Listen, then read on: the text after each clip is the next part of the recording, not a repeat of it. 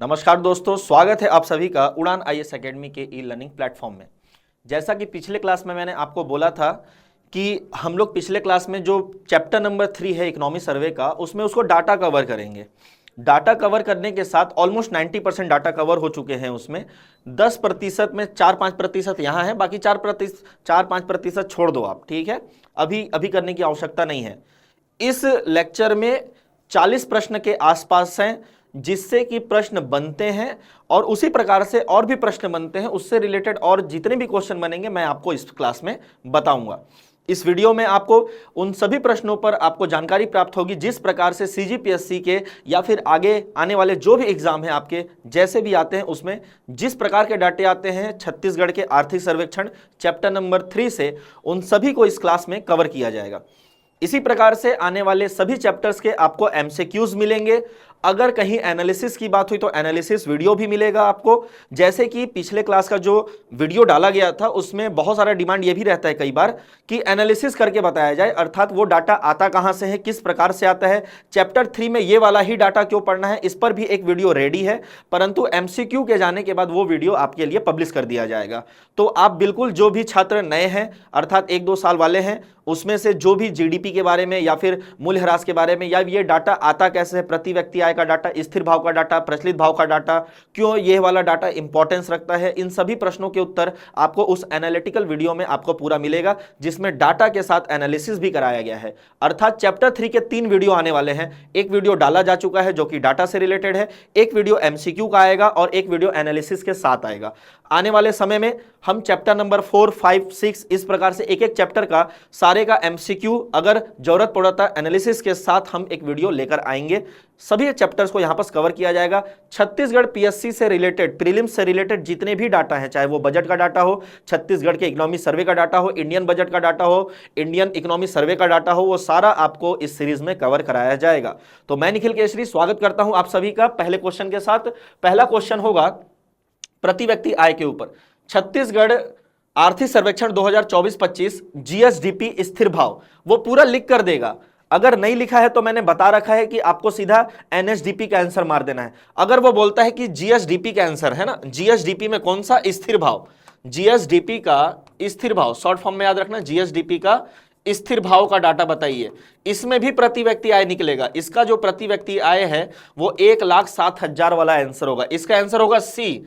देखो बहुत लोग गलत कर देंगे, अगर वो ध्यान से नहीं पढ़ेंगे कि जीएसडीपी का पूछ रहा है, आंसर क्या लगा के आएंगे, बी। बिल्कुल गलत हो जाएगा। ध्यान से पढ़िएगा क्वेश्चन क्या पूछ रहा है, आंसर क्या लेना है। अगर बोलेगा जीएसडीपी का डाटा तो बिल्कुल स्थिर भाव में क्या होगा, सी आंसर होगा इसका। चलते हैं अगले प्रश्न की ओर। अगला प्रश्न है कि जीएसडीपी में प्रचलित भाव के अनुसार प्रति व्यक्ति आय कितना होगा।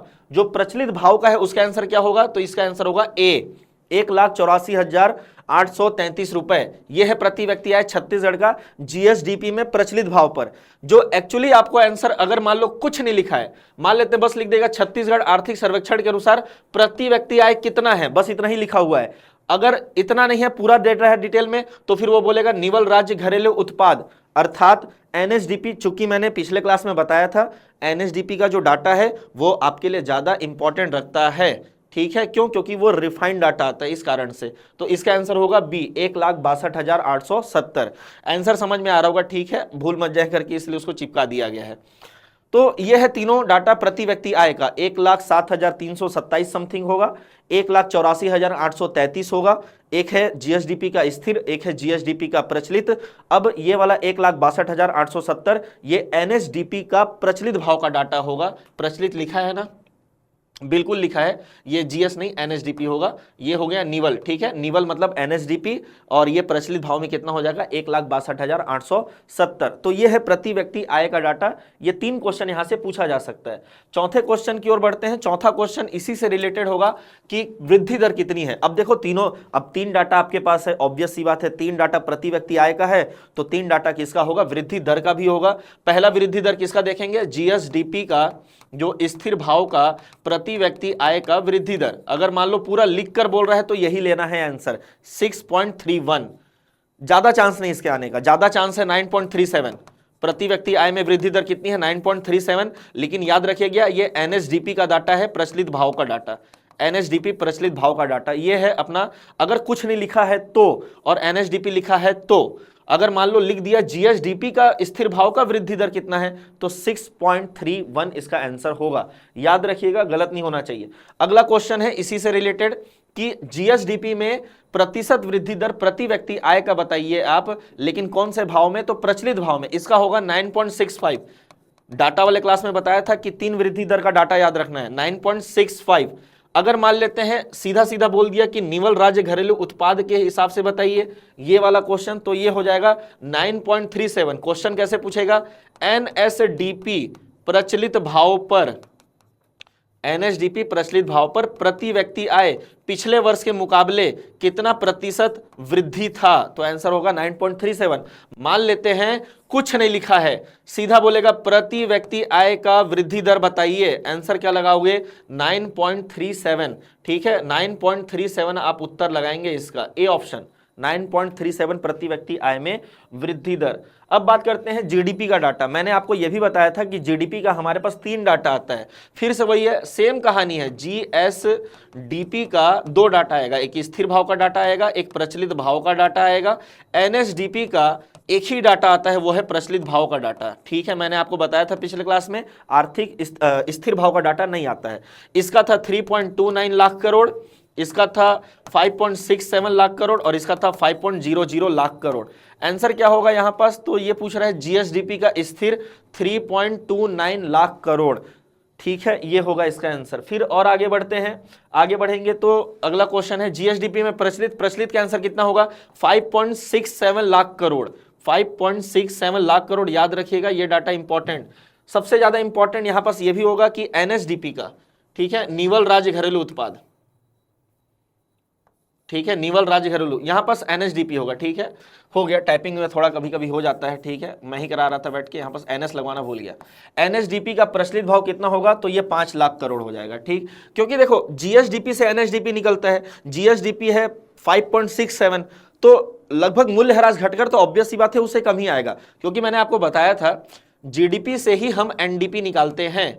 ठीक है, जीडीपी मतलब जीएसडीपी, राज्य के लिए जीएस लगा देते हैं, एस लगाते हैं, और यहां पास एनएसडीपी, तो इसका मूल्यह्रास घटाने पर ही आएगा। इसमें था 5.67, मूल्यह्रास घटाओगे 5 लाख करोड़ के आसपास होगा, तो इसका आंसर हो जाएगा बी। ठीक, क्वेश्चन नंबर 9 का। क्वेश्चन नंबर 10, आर्थिक सर्वेक्षण के अनुसार सकल राज्य घरेलू उत्पाद में प्रतिशत वितरण फसल क्षेत्र का कितना है। याद करो, जीडीपी जो होता है उसमें मैंने यह भी बताया था स्थिर भाव का ज्यादा याद रखना। क्यों, क्योंकि स्थिर भाव के हिसाब से ही प्रोडक्शन डिसाइड होता है। अगर स्थिर भाव में वृद्धि हो रही है, स्थिर भाव का वितरण अच्छा है, तो इसका मतलब है प्रोडक्शन ज्यादा हो रहा है। तो जीडीपी हमारा 3 भाग में बटेगा, प्राथमिक, द्वितीयक, तृतीयक। प्राथमिक भी 5 भाग में बट जाएगा, फसल क्षेत्र, मत्स्य क्षेत्र, पशुपालन क्षेत्र, वानिकी क्षेत्र, खनन क्षेत्र। द्वितीय क्षेत्र भी 3 भाग में बटेगा, विनिर्माण, निर्माण, विद्युत गैस जलापूर्ति। इन चारों को मिलाओगे तो बनेगा उद्योग क्षेत्र, इन चारों को मिलाओगे तो बनेगा कृषि क्षेत्र। तृतीय क्षेत्र पूरी तरीके से सेवा क्षेत्र होता है। अभी पूछ रहा है फसल का 9.67, इसका आंसर क्या है 9.67। ऑलमोस्ट हर साल आपको यही मिलेगा, लगभग 9 और 10 के आसपास, 9.5, 9.6, 9.4, 10 पॉइंट समथिंग एक बार चला गया था, तो इसी के आसपास आपको इसका डाटा मिलेगा। ठीक है, तो एक रफ आइडिया ये भी आप लगा के रखना। फिर किसका पूछता है, पशुपालन का, इसका हमेशा 1.77 के आसपास ही रहता है। ठीक है, एक बार तो ऐसे ही मेरे को याद नहीं आ रहा था, लेकिन मुझे इतना याद था 1.77 है, और अलग अलग प्रकार के पूरा डाटा थे, तो सही था। ठीक है, अगर याद रखोगे 1.7 के आसपास रहता है तब भी चलेगा। पशुपालन का पूछ रहा है, ठीक है, ये पशुपालन का है। फिर और आगे बढ़ेंगे तो वानिका क्या पूछ रहा है, वानिका कितना है, तो इसमें लगभग ना 2.8 और 2.9 या 3.5 के 3.05 के आसपास ही रहता है। ऑप्शन भी देखोगे तो 2.95 का ऑप्शन है। ये रहा वानिकी क्षेत्र का वितरण कितना है, मतलब 100% जीडीपी में फसल क्षेत्र था 9.67, जो पशुपालन था 1.77 और जो वानिकी है वो है 2.95। 100 रुपए का उत्पादन होता है, फसल से इतना आता है, पशुपालन से इतना आता है, वानिकी से इतना आता है। अब बात करेंगे मछली से कितना आता है, तो ये 2.5 के आसपास रहता है हर साल। ठीक है, ये होगा 2.41 ये मछली से आता है। फिर इसके बाद आता है किसका डाटा, खनन उत्खनन, ये 11-12 ही चलते रहता है। तो ये अगर मैं बात करूं खनन उत्खनन से कितना आता है, तो ये रहा 11.16। इसका मतलब ये हुआ कि फसल में है 9.67 के आसपास, है ना, 2.41, 2.95, 1.77 और 11.16, इन सभी को जोड़ोगे, देख लेना इसमें कोई गलत मत हो, है ना, इन सभी को जोड़ोगे तो आपका निकल कर आएगा क्या, प्राथमिक क्षेत्र 27 के आसपास है। अब इसके बाद आएगा क्या, विनिर्माण, निर्माण और विद्युत गैस जलापूर्ति, जो कि द्वितीय क्षेत्र से रिलेटेड होता है। विनिर्माण लगभग 19%, 18% के आसपास होता है स्थिर भाव का। याद रखना, मैं हमेशा बोला हूं प्रचलित भाव का जीएसडीपी में ना तो वितरण ज्यादा ध्यान रखना और ना ही प्रतिशत वृद्धि दर, केवल जीएसडीपी का प्रतिशत वितरण स्थिर भाव का ज्यादातर पूछा जाएगा आपसे। 18.13 होगा किसका, विनिर्माण के हिसाब से होगा। फिर अगर अगला क्वेश्चन आ गया तो विद्युत गैस जलापूर्ति, ठीक है, इसमें ना 10-11 चलता है, ठीक, 10.74 किसका होगा, विद्युत गैस जलापूर्ति का होगा। और अगर बात करते हैं निर्माण क्षेत्र का तो ये हो जाएगा कितना, 7.86 मतलब 18.13, ठीक है, 10.74 और 7.86, इन तीनों को मिलाओगे तो क्या बनेगा, द्वितीय क्षेत्र बनेगा। 37% के आसपास आ जाता है ये, वो 27 और ये 37 के आसपास। अब जो बचेगा वो 35% किसका बचेगा, तो एक ही है, वो है सेवा क्षेत्र का, ठीक है। जैसे हम प्राथमिक क्षेत्र की बात करते हैं, प्राथमिक क्षेत्र में क्या क्या मिलेगा, फसल, पशुपालन, मत्स्य पालन, वानिकी, खनन उत्खनन, इन सभी को मिलाने पर कितना होगा, 27% के आसपास, 27.96, यह है स्थिर भाव का जीएसडीपी का प्रतिशत वितरण। फिर उसके बाद अगर बात करते हैं द्वितीय क्षेत्र का, तो अभी बताया 36-37 इसका भी बनेगा, तो इसमें 18.13, 7.86 और 10.74, तीनों को मिलाने पर बनेगा 36.74। अगर इसी में खनन उत्खनन मिला दूंगा तो बनेगा किसका, खनन उत्खनन मिला दूंगा तो उद्योग बनेगा, और प्राथमिक में खनन उत्खनन घटाऊंगा तो कृषि बनेगा, ठीक है, अलग से याद करने की आवश्यकता नहीं है। तृतीय क्षेत्र में कितना है, तो 35.30, जो बचेगा 100 में, उन दोनों घटाने बाद 35.30। फिर इसके बाद अगर बात करते हैं तो कृषि क्षेत्र का, ऑब्वियस सी बात है, अभी बताया 27.96 में अगर मैं खनन उत्खनन घटा दूं 11.16, तो जो भी बचेगा वो है 16.80, इसका उत्तर होगा। इसके बाद आएगा क्या, उद्योग क्षेत्र का, तो उद्योग क्षेत्र में क्या करूंगा, 37 कुछ था उसमें जोड़ दूंगा 11-16, तो ये बन जाएगा 47.90, तो ये उसका उत्तर हो जाएगा डी ऑप्शन, 47.90 के हिसाब से। तो इस प्रकार से ये सारे क्वेश्चन बनेंगे वितरण से रिलेटेड। हो सकता है एक आध दो क्वेश्चन और हो सकता है ना हो, ठीक है। आई थिंक ये सारे क्वेश्चन खत्म हो गए। वितरण से रिलेटेड स्थिर भाव में इतना ही क्वेश्चन बनेगा। अब बनेगा पता है क्या, किस वर्ष सर्वाधिक रहा। जैसे क्या बोलेगा कि भाई कृषि क्षेत्र का प्रतिशत वितरण निम्न 4 वर्ष में से सबसे ज्यादा किधर था। जैसे मान लेते हैं 100 हर साल 100 होगा जीडीपी, 100%। एक साल पता है 26 था, एक साल 28 था, एक साल 29 था, एक साल मान लो 25 था। ऑब्वियस सी बात है, जो 29 वाला सबसे ज्यादा है वो सबसे ज्यादा है। तो जिस वर्ष 29 था उसको पूछ लेगा कि किस वर्ष सर्वाधिक वितरण दर्ज हुआ है, कृषि क्षेत्र में किस साल सर्वाधिक वितरण दर्ज हुआ, या प्राथमिक क्षेत्र में किस साल हुआ। इस प्रकार से क्वेश्चन पूछेगा। जैसे यहां पर पूछा है निर्माण क्षेत्र का, एक टेबल भी है मेरे पास, मैं पिछले डाटा वाले क्वेश्चन में आपको बताया था कि टेबल किस प्रकार से बनाना है ताकि वो याद रहे। याद करोगे तो निर्माण था उसमें, फिर उसके बाद द्वितीय क्षेत्र वन और उद्योग क्षेत्र था, फिर कृषि, प्राथमिक, इस प्रकार से सब कुछ वो एक टेबल के रूप में था। मैं टेबल को निकाल के दिखाता हूं, ठीक है। तो ये निर्माण क्षेत्र, क्वेश्चन क्या है कि देखिए भैया जीडीपी है, जीडीपी में निर्माण का हिस्सा है ना लगभग हर साल 7-8% रहता है। किस साल सबसे ज्यादा था, कभी हो सकता है 8 हो, कभी 9 हो, कभी 7 ही रह गया हो, कभी 7.5। तो ये जो 9% है भाई, किस साल सबसे ज्यादा था, तो 2019-20 में सबसे ज्यादा था।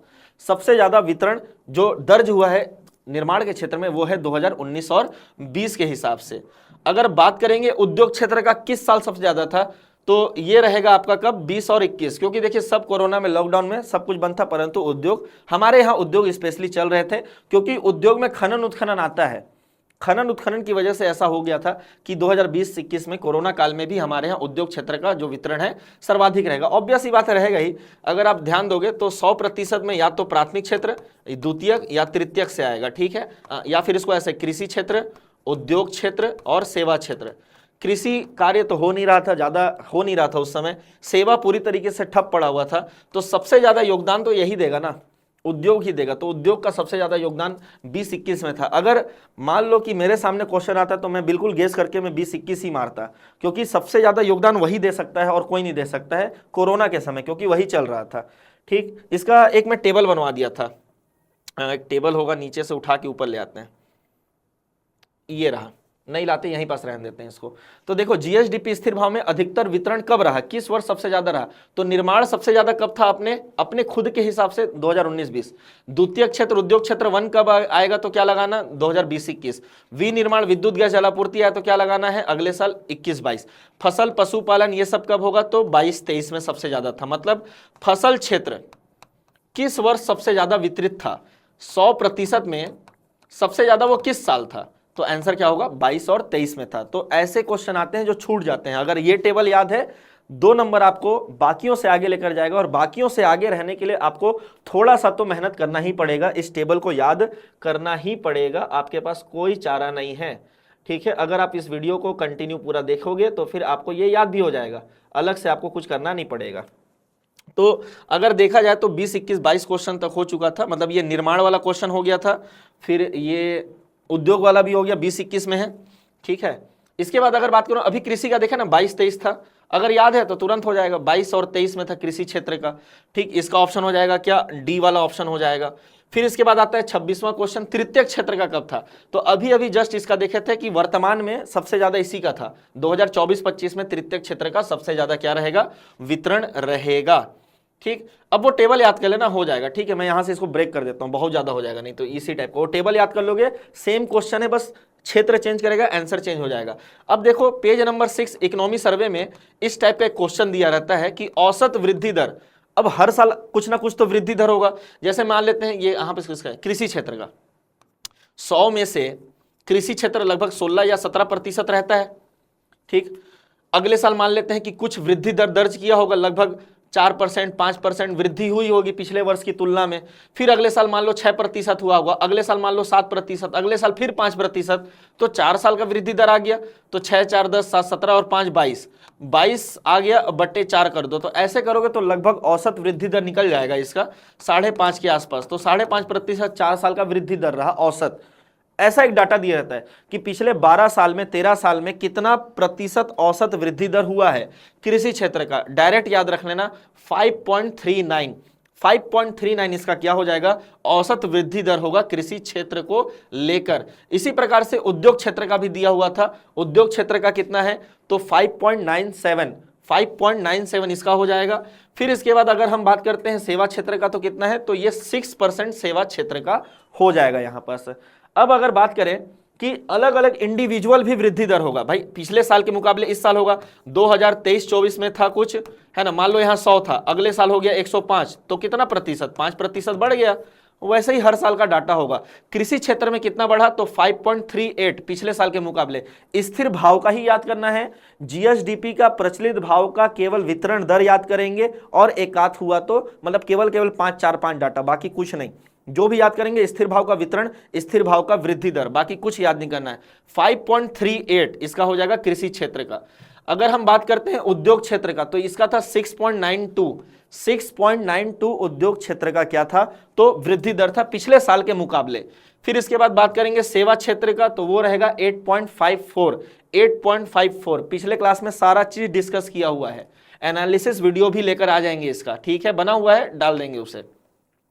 फिर प्रति व्यक्ति आय में कितना वृद्धि हुई, इसका पढ़ भी चुके हैं, एक बार आ भी चुका, ठीक है। तो यह है 6.31, इसका आ चुका है क्वेश्चन, फिर से हो गया, ठीक है, 6.31। अगर बात करोगे जीडीपी का, तो जीडीपी पता है, जीडीपी का 2 डाटा था हमारे पास, जीडीपी का 2 डाटा था, एक स्थिर भाव का और एक था प्रचलित भाव का। स्थिर भाव पे है 3.29 लाख करोड़, प्रचलित भाव पे 5.67। पिछले साल से मान लो 3 लाख करोड़ से इतना हो गया, तो कुछ ना कुछ तो बढ़ा होगा। ये भी मान लेते हैं 5 से ये कुछ हुआ, तो प्रतिशत में कितना है इसी को पूछ रहा है वो। स्थिर भाव में जो है वो 7.51 है, और यहाँ पर 20.89 है, पिछले बार का याद है मुझे, तो ये वाला है। तो याद रखना, अगर स्थिर भाव का जीडीपी, और मान लो कुछ नहीं लिखा है, तो स्थिर भाव का ही पूछ रहा है वो, क्योंकि स्थिर भाव का जीडीपी ही हमारे लिए वृद्धि दर का काम करता है। प्रचलित भाव का वृद्धि दर हमारे लिए वृद्धि दर का काम नहीं करता है। तो आप आंख मूंद कर 7.51 लगा देना।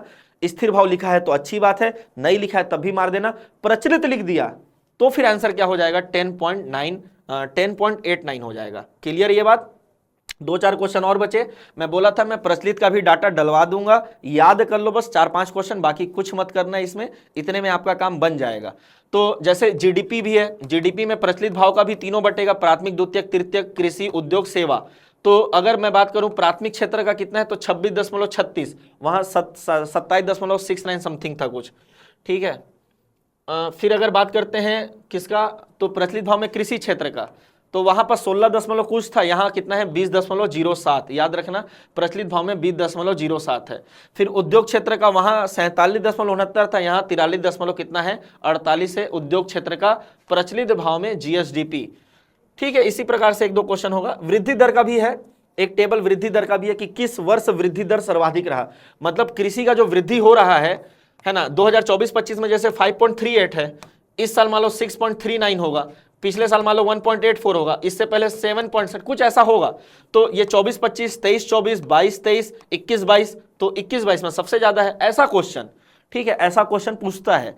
तो अगर मैं कृषि क्षेत्र की बात करूं तो किस वर्ष सर्वाधिक वृद्धि थी उसकी, तो सबसे ज्यादा वो बढ़ा था कब, 22 और 23 में बढ़ा था। इसका भी टेबल है मेरे पास, है ना, वो दिलवा दूंगा मैं आपको, इसी पीडीएफ में मिल जाएगा या इसी में मैं ऐसे स्लाइड लेकर आ जाऊंगा, देख लेना।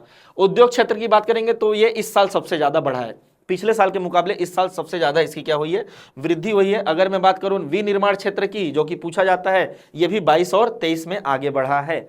ये डाटा आप कर लो, बार बार देख लो वीडियो को, या तो बना लो, ठीक है। अगर आप कमेंट करेंगे या फिर आपको डिमांड होगा तो फिर मतलब मांग होगा तभी तो आपूर्ति होगा, अगर होगा तो फिर ये पीडीएफ आपको दिलवा दिया जाएगा, तो फिर इसमें भी आपका पूरा काम बन जाएगा। एक बार मैं स्लाइड को आगे कर देता हूं जिसमें कि डाटा पिछले क्लास का पढ़ा हुआ था, जैसे ये जीडीपी का डाटा, उसके साथ वृद्धि का डाटा, वो लाख में था, ये करोड़ में है, ये लाख करोड़ में है, मैं समझाया था। प्रति व्यक्ति आय का डाटा, उसमें वृद्धि का डाटा, फिर ये उसमें वितरण का डाटा कि कितना वितरण हुआ है जीएसडीपी स्थिर भाव में, ठीक है। ये प्राथमिक क्षेत्र के हिसाब से ये पूरा का पूरा है। फिर ये द्वितीय क्षेत्र, तृतीय क्षेत्र के हिसाब से देख लो। फिर किस वर्ष सर्वाधिक रहा, ये वाला जो मैं अभी बता रहा था आप लोग को।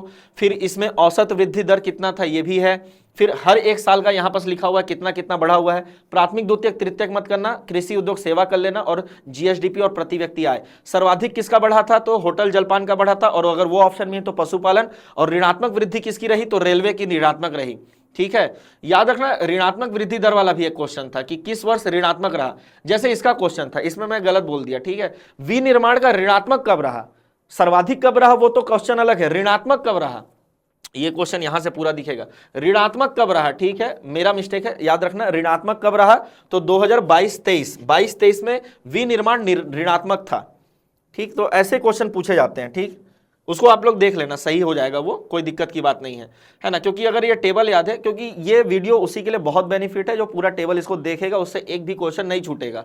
ये वृद्धि दर कब कब अधिकतम रहा, ठीक है, वृद्धि दर देख लिया, अधिकतम कब रहा। फिर ऋणात्मक वृद्धि दर किसकी किसकी थी, तो विनिर्माण का ऋणात्मक था 2022-23, निर्माण का था 21-22, 22-23 दोनों में। और सेवा कब था ऋणात्मक, तो 2020 और 21 में सेवा ऋणात्मक था। फिर ये प्रचलित भाव पर भी शायद डलवा दिया, हाँ प्रचलित भाव का डाटा है ये, इन तीनों को देख लेना आप इसको, और वृद्धि दर भी देख लेना, इसको याद कर लेना कि प्रचलित भाव पर वृद्धि दर क्या है।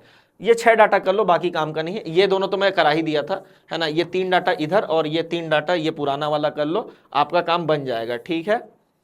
तो अच्छा मेहनत लगा है इसमें, मतलब मैंने ये कोशिश किया कि पीएससी जिस प्रकार के क्वेश्चन पूछता है उस प्रकार का पूरा इसमें शामिल कर दिया जाए, और आपको कोई तकलीफ ना हो कि डाटा कहाँ से आएगा, कैसे आएगा, क्यों आएगा। ये पूरा इस पीडीएफ में पूरा है, इस वीडियो में पूरा है। एक एनालिसिस वीडियो भी होगा जो कि उन बच्चों के लिए है जो कि कंफ्यूज रहते हैं कि ऐसा क्वेश्चन ही क्यों पूछता है, ये स्थिर भाव क्या है, प्रचलित भाव क्या है, ऐसा ही क्यों पूछा, छत्तीसगढ़ में भाई एनएनपी क्यों नहीं है, नेशनल इनकम जैसे वहां निकालते हैं राष्ट्रीय का, इस टाइप से कुछ क्वेश्चन है उसमें, पूरा डिटेल में एनालिसिस है उसमें। तो उस वीडियो को देखेंगे तो आपको हर एक क्षेत्र के बच्चों को फायदा होगा उससे। तो उम्मीद करता हूं ये जो सीरीज चला रहे हैं आपको अच्छा लग रहा होगा, या फिर हम इसमें जो मेहनत कर रहे हैं वो आपके काम आएगा। अच्छा लगना दूसरी बात है और काम आना दूसरी बात है, तो वो काम आए तो ज़्यादा बेटर है आपके लिए।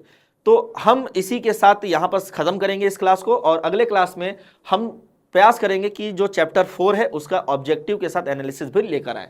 तो इसी आशा के साथ आप पढ़ते रहिए, आगे बढ़ते रहिए, उड़ान आपके साथ बना हुआ है। धन्यवाद।